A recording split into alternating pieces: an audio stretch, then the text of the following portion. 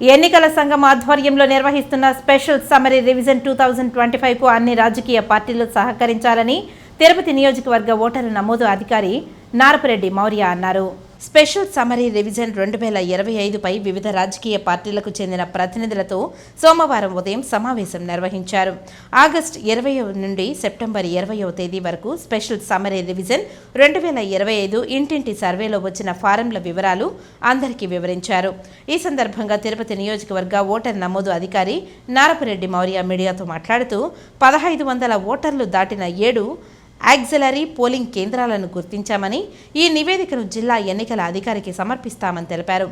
అబాండ్స్, shift, death ఓటర్లను బిఎల్ఓల సమక్షంలో క్షేత్రస్థాయిలో విచారణ చేయిస్తామని తెలిపారు. ఇందుకోసం అన్ని ధ్రువపత్రాలను కూడా పరిశీలించడం జరుగుతుందని అన్నారు. డోర్ నెంబర్ల విధానంలో ఉన్న పొరపాట్లను తొలగించాలని రాజకీయ ప్రతినిధులు కోరగా పరిశీలిస్తున్నామని, తగు చర్యలు చేపడుతున్నామని అన్నారు.